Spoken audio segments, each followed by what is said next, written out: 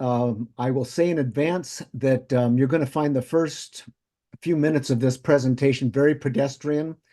It contains stories that you've heard a million times.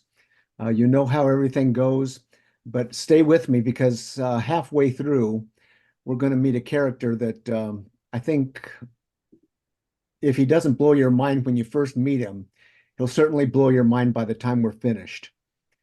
And I'm going to start just by reading a few verses from Hebrews 11. This is the passage that talks about Abraham. By faith, Abraham, when called to go to a place he would later receive as an inheritance, obeyed and went, even though he didn't know where he was going. By faith, he made his home in a promised land, like a stranger in a foreign country. He lived in tents, as did Isaac and Jacob, who were heirs with him of the same promise. For he was looking forward to a city with foundations, whose architect and builder is God. And then skipping down a little, by faith, Abraham, when God tested him, offered Isaac as a sacrifice.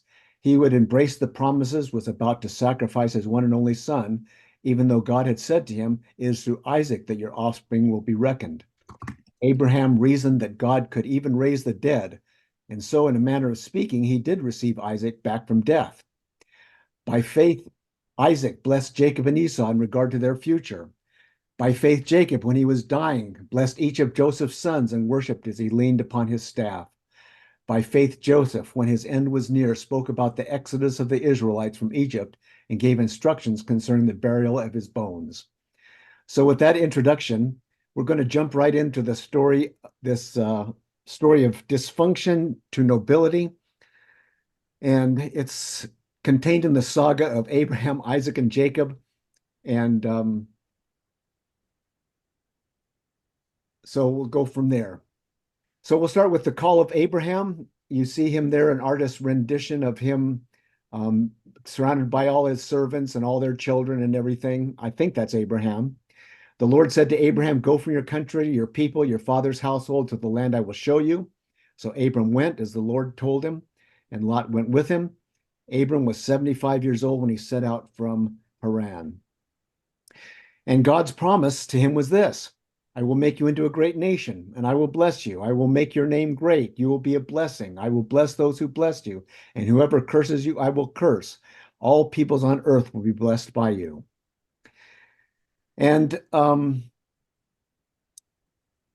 as Abraham is into his journey, he starts to realize that if God is going to make him a great nation, something's missing because he has no children.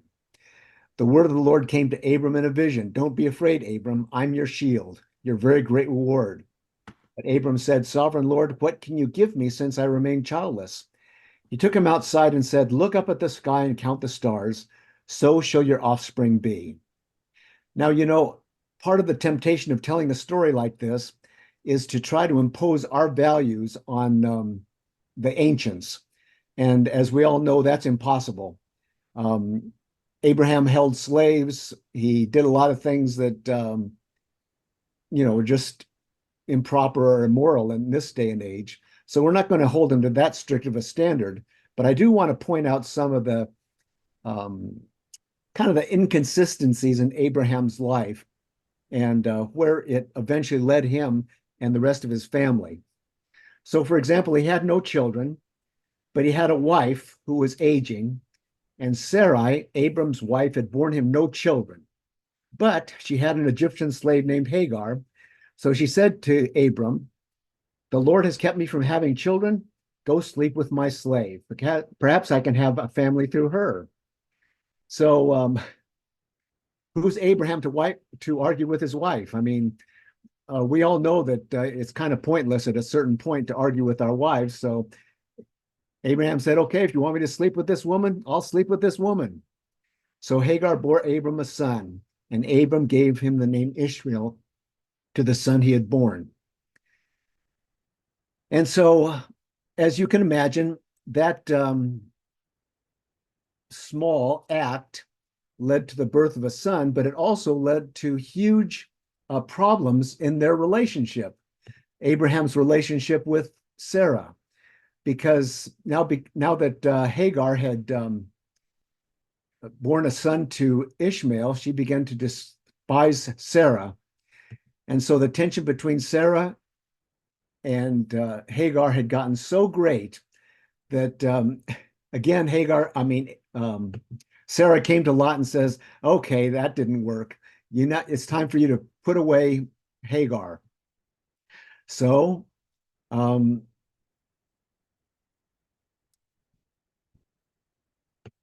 Abraham sends away Hagar and Ishmael. And remember that this was not just his concubine. This was his son now. This was a blood relative that he was sending away. So you can imagine um, how painful that must have been to him on a certain level. Abram took some food and a skin of water and he gave them to Hagar. He put them on her shoulders and sent her off with the boy. She went on her way and wandered the desert of Beersheba. Now, skipping down, we're going to get to Isaac. Isaac, was kind of a child of um, the promise. And so, even though he already had a son, Ishmael, he now invested all of his time and energy in Isaac. And by the way, before I get too much farther, I want to point out that when Hagar went off into the wilderness, the Lord appeared to her as if to say, Abraham may have put you away, but as far as I'm concerned, you're still part of the family. And let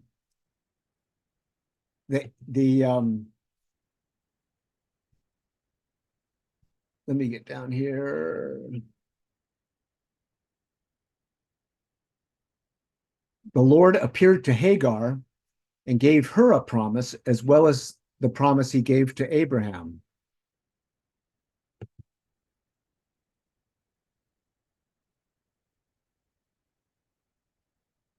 And I'm scrolling through my Bible, online Bible here, trying to find that promise.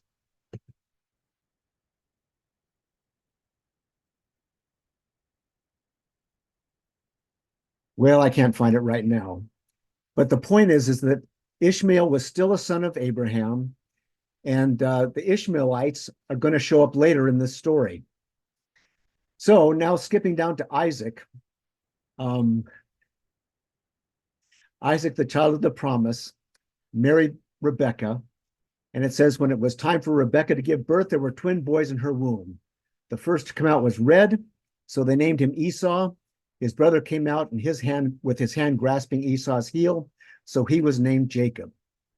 The boys grew up, and Esau became a skillful hunter, a man of the open country, while Jacob was content to stay at home.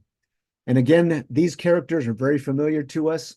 We've heard stories about them forever. But the point that I want to bring out is that these personality differences between the two sons created tension in the home of Isaac and Rebekah. It said Isaac, who had a taste for wild game, loved Esau, but Rebekah loved Jacob. Now, I don't know how the Bible writer came to this conclusion, but you all know that if anybody asks, who's your favorite child, you never say, well, my favorite child is my son or my favorite child is my daughter. That's just something you never say. You say something like, I love both my children equally. Well, the Bible writer clearly says that Isaac loved Esau more than he loved Jacob. And Rebekah loved Jacob probably more than she loved Esau. So we have a problem here. Already in this family, there's tension. And then, as you know, the story, Jacob cheated Esau out of his birthright. And because of that, Esau swore he was going to kill Jacob. So Rebekah sent Jacob away to live with her brother Laban. And as you know, when Jacob left Isaac's house, his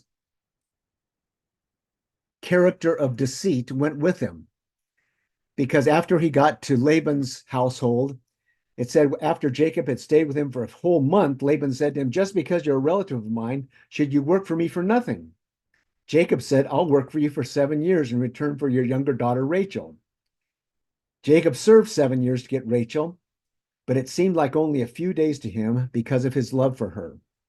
And we know how this story ended up. Um, Jacob was cheated out of Rachel, and Rachel, he had to, he worked, was, he married Leah, and then he had to work another 7 years for Rachel. And so for 14 years, he's serving Laban just because Laban wanted to cheat him out of his beloved wife. Now, Jacob now has two wives, and you can imagine how the tension was raised in that family. In fact, it got even worse because Leah, his unfavorite wife, got pregnant first, and she had the first son, Reuben. And then Leah had another son, Simeon. And so Rachel kind of got upset, and she put the pressure on Jacob to do something about it, as if he could. So Rachel said, "Here's Bilhah, my servant. Sleep with her so she can bear children for me." And when Leah saw that she had stopped having children, she took her servant Zilpah and gave her to Jacob as a wife. And that led to one day when Jacob comes in from the fields, Leah went out to meet him. "You must sleep with me. I have hired you with my son's mandrakes." So here's poor Jacob in the middle of this love triangle. Actually, it's a love pentangle, but because he's got two wives, two concubines, everybody wants him to sleep with them. I don't know if it's either a male fantasy or if it's the beginning of this family dysfunction that just won't quit. But here's poor Jacob stuck in the middle. Well, for those of you keeping score, here are the children born to each of their wives and concubines. Leah, her sons were Reuben, Simeon, Levi, Judah, Issachar, Zebulun, and a daughter, Dinah. Rachel's sons were Joseph and Benjamin. Zilpah's sons were Gad and Asher. Bilhah's sons were Dan and Naphtali. So here are 4 wives, 12 kids, living in a compound where you can imagine the chaos and confusion that was going on. I mean, it must have been intolerable. Everybody's yelling at each other. Everybody's complaining with each other. "Give me back. No, you give me that." I don't know how they survived, but somehow they did. And this is a picture of Jacob reconciling with Esau.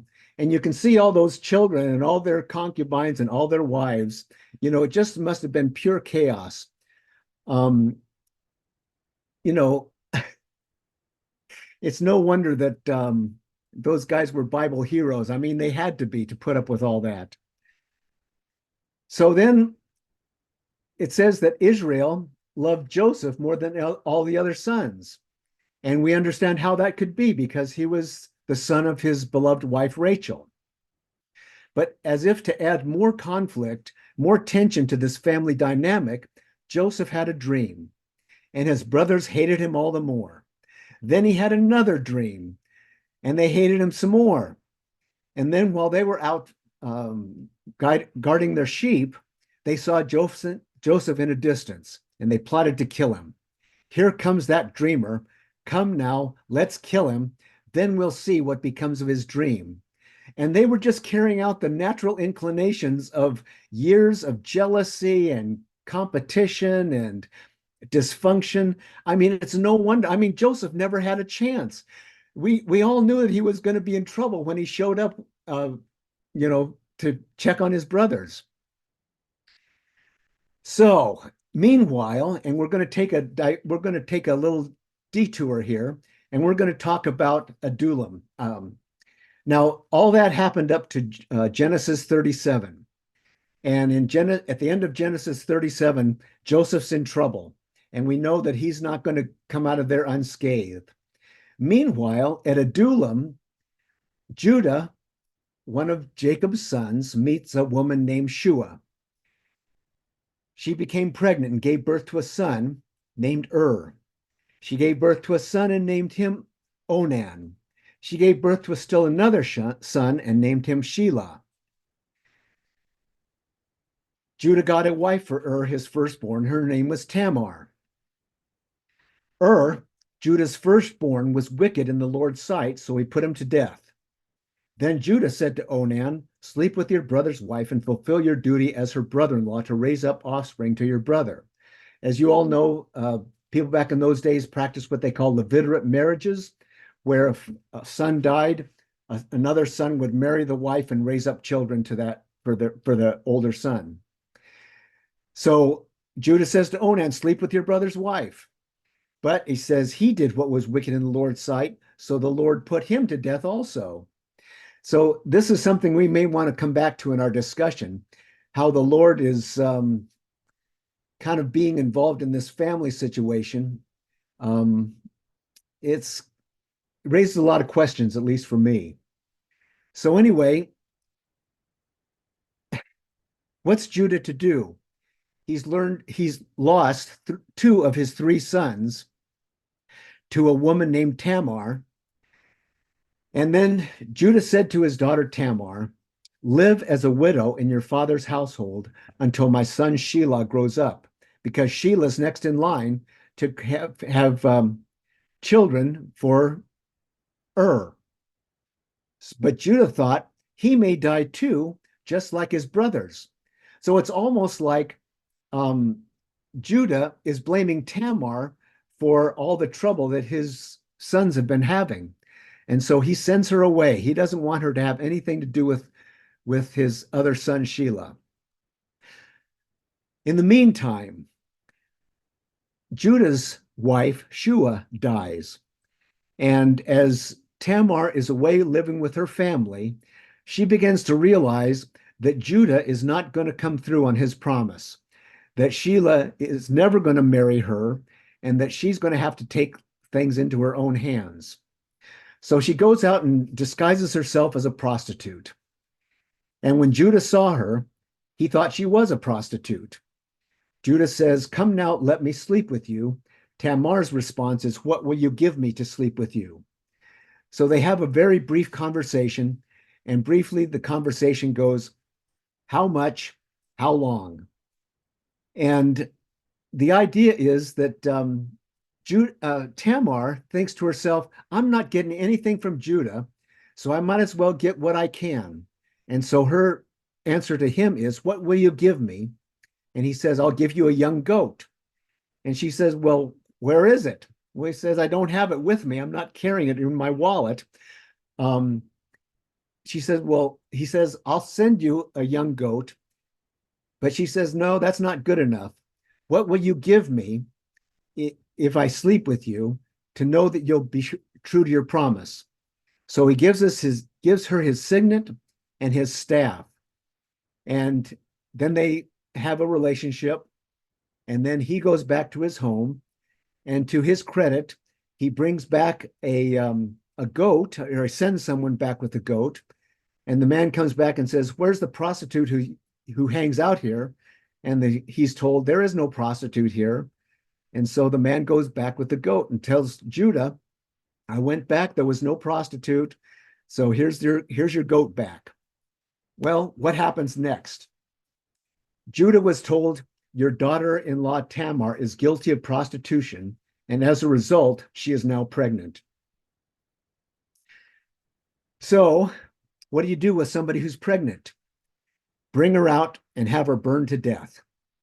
That's the sentence for people who gets pregnant. And in the illustration here, you can see off to the right the fire. They've already set a fire and they're ready to burn her. But Tamar's response is, I am pregnant by the man who owns these. And she returns his signet ring and his staff. And Judah's response is, she is more righteous than I, since I wouldn't give her to my son Shelah. And when the time came for her to give birth, there were twin boys in her womb, Perez and Zerah.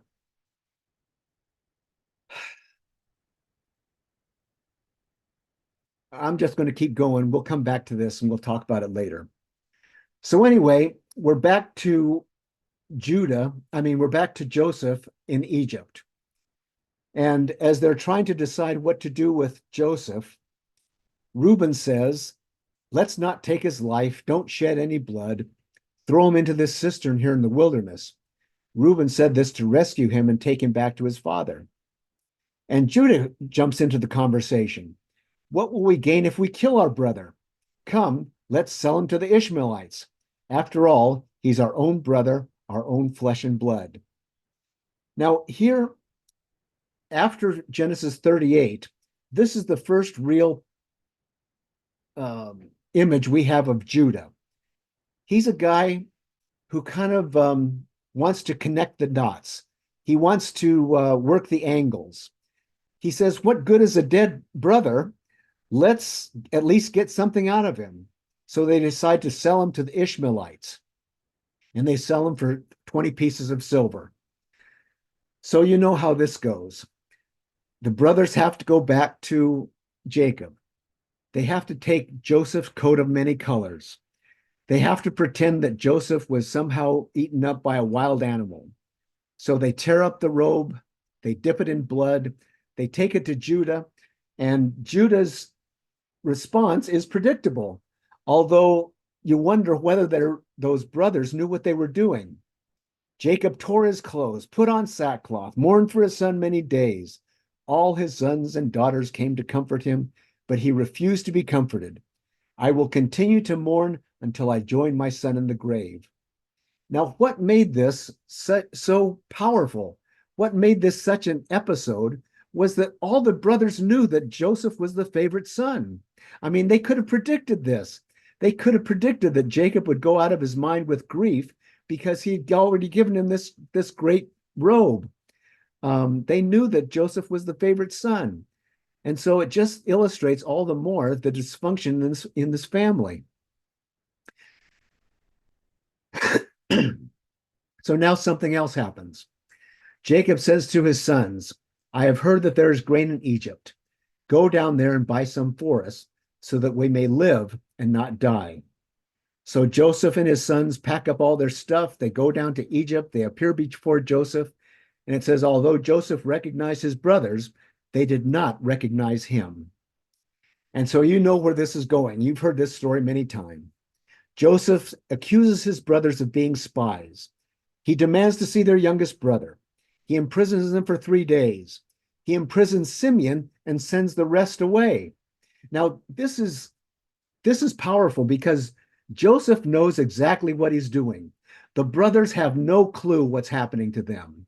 They're completely in the dark. And you know, the person who wrote this story and those of us who are reading it, we know that there's something going on here, but the brothers didn't know that. They were completely clueless. So they go back to Canaan. And when they get home, they found their silver in their sacks. And Jacob says, you've deprived my children. Joseph is no more. Simeon is no more. Now you want to take Benjamin. Everything is against me.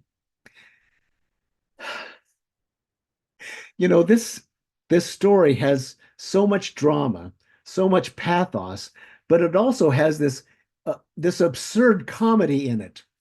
Reuben comes up and he says to his father, you may put both my sons to death if I do not bring Benjamin back to you. Like, what universe is he living on? What country has he come from where the death of 2 innocent sons recompenses for the loss of Jacob's youngest son? I mean, what reason, what rationale is he working under? Reuben says, entrust him to my care. I will bring him back to you. If I don't, you can kill my sons. What a idiotic thing to say. And yet, here it is in the Bible. Reuben, I don't know. He's a paragon of something, but it's not a paragon of virtue. Anyway, now Judah steps up. The man warned us solemnly. You will not see my face again unless your brother is with you. Send the boy along with me, and we will go at once. I myself will guarantee his safety. You can hold me personally responsible for him if I do not bring him back to you, and set him here before you. I will bear the blame before you all my life. Now, frankly, that's not much comfort. If Benjamin doesn't come back, the fact that Judah is going to bear the guilt before Jacob all his life, that's not much help. But at least he steps up and, like a man, he offers to do something that's not going to cost, that's going to cost him everything. It's not like Reuben, who says, you can kill my sons. So back in Egypt, Joseph's brothers bring twice the amount of silver. Joseph's steward says, don't be afraid. Your God, the God of your father, has given you treasure in your sacks. I received your silver. Simeon is freed. The brothers attend a banquet. They are seated in order of their birth. Benjamin receives 5 times as much food and drink as everyone else. They feasted and drank freely. Okay? So, as I said in my introductory note that was sent out with the newsletter, this is the point where everybody goes home and lives happily ever after. But as they're leaving town, they realize that something has gone wrong. They find Joseph's silver cup in Benjamin's basket, bag of grain. And the question is, why have you repaid good for evil? And the defense is, why will you steal silver or gold from your master's house? If any of your servants is found to have it, he will die, and the rest of us will become the Lord's slaves. And again, as readers, we know exactly what's going to happen. We know that they're setting themselves up, but they don't know this. They think they're acting as innocent men, and that eventually everything will be straightened up and everybody can go home and live happily ever after. But the cup was found in Benjamin's sack. And this is like these plot twists in Hollywood movies where everything's going so well and suddenly everything goes to crap. The cup was found in Benjamin's sack, and the brothers respond to the accusation, God has uncovered your servant's guilt. And notice the use of the words now. We are now my Lord's slave. We ourselves and the one who is found to have the cup. In other words, they start talking now in terms of the Lord and in terms of slaves. But Joseph raises the stakes. Far be it from me to do such a thing. Only the man who is found to have the cup will become my slave. The rest of you, go back to your father in peace. Well, the brothers know that they can't do that. They know that that's impossible. They know if they show up without Benjamin, that it's going to kill Jacob.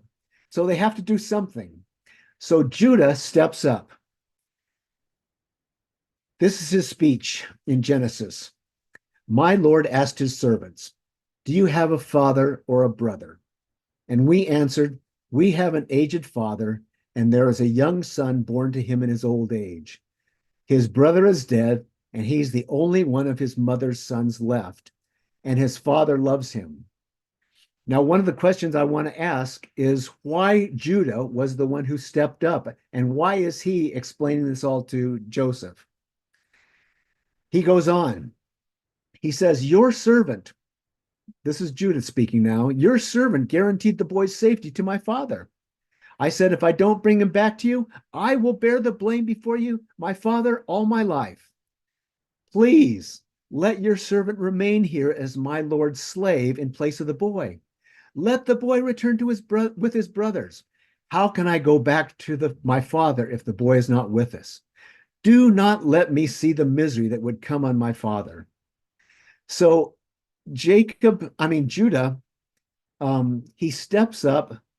He volunteers to go into slavery for the simple purpose of, sparing his brother's life, Benjamin's life, or sparing the feelings of his father.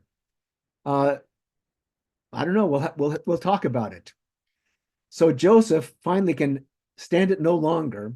So he says, I am Joseph. Is my father still living? His brothers weren't able to answer him because they were terrified at his presence. They knew what grudges Joseph probably carried against them. So Judah, Benjamin, all the brothers, they go back to um, Canaan. What a story they have to tell. But when they get to Canaan, they have to uh, they have to come clean. They have to first of all tell Jacob that um, that Joseph is still alive, and then they have to try to persuade him to go down to Egypt with them. Um, it was, the dysfunction in this family makes it unbelievably um, complicated and dramatic. Um, Now, let me go to the next slide here. When they finally get down to Egypt, they appear before Pharaoh, and Pharaoh welcomes them with open arms because Joseph is obviously the guy who's responsible for Egypt's salvation in a time of famine. And then all those sons come before before Jacob to be blessed before Jacob dies. And this is Jacob's blessing to Judah. He says, Judah, your brothers will praise you. Your hand will be on the neck of your enemies. Your father's arrow and quill. Sorry, there's a typo there. I can't decipher that. You are a lion's cub, Judah.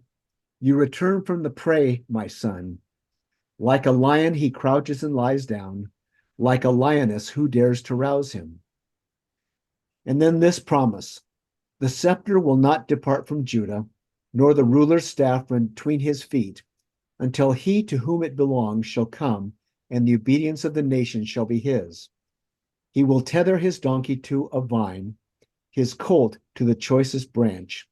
He will wash his garments in wine, his robes in the blood of grapes. His eyes will be darker than wine, his teeth whiter than milk. So my question to you this afternoon, or morning as the case may be, is what in the world happened to Judah? Of all of Jacob's sons, he's the one who carries a legacy from the Old Testament into the New Testament. We have this promise in Micah, but you, Bethlehem Ephrathah, though you are small among the clans of Judah, out of you will come for me one who will be ruler over Israel, whose origins are from old, from ancient times. So Judah occupies a pivotal place in the history of Israel from this time on. And then we have this royal lineage from Matthew 1. We have Abraham, the father of Isaac, Isaac, the father of Jacob, Jacob, the father of Judah and his brothers. Notice it doesn't say Joseph and his brothers, doesn't say Reuben and his brothers. It says Judah and his brothers. And then Judah was the father of Perez and Zerah, whose mother was Tamar. In other words, we don't have any record of any children that Judah had with his first wife. We have a record of Judah's children with his daughter-in-law, which seems a little odd. And then we have Hezron, and then we have Ram, then we have Aminadab, Nahshon, Salmon, then Boaz, a familiar name, whose mother was Rahab, an innkeeper. And then we have Obed, whose mother was Ruth, a Moabite.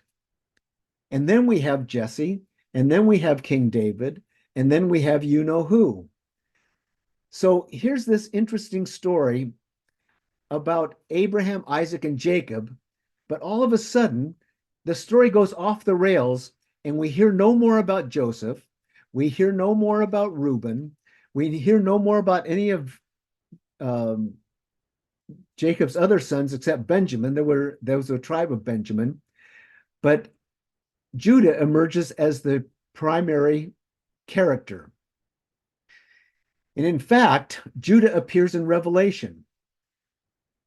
The Revelator said, I saw a mighty angel proclaiming in a loud voice, who is worthy to break the seals and open the scroll? But no one could open the scroll or look inside it. John says, I wept and wept because no one was found to open the scroll or to look inside. Then one of the elders said, don't weep. See, the Lion of the tribe of Judah, the root of David, has triumphed. He is able to open the scroll and its 7 seals.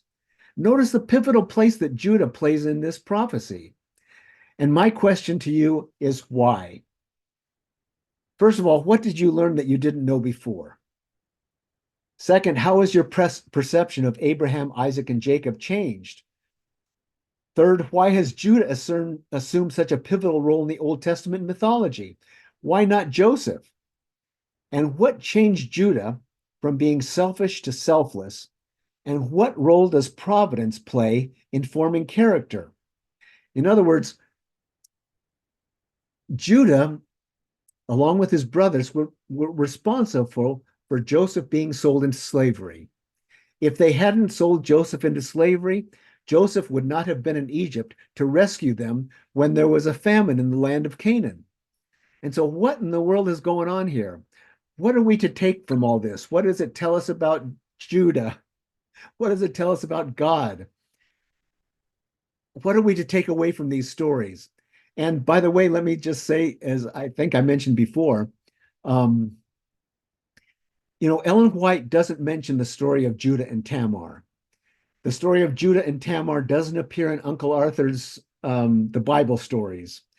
When we read the Bible stories, we're reading a sanitized version of the Bible story, where you know immediately who the good guys are and who the bad guys are. And what I'm trying to tell you here is that in every Bible character, there's a little bit good and a little bit bad. And so it's up to us as discerning readers here in the 21st century to go back and look at the ancient text and ask ourselves, what are we supposed to learn from these stories? So I'm ready to answer questions or to hear your comments. I thank you for indulging me in hearing this story that probably many of you have heard many times.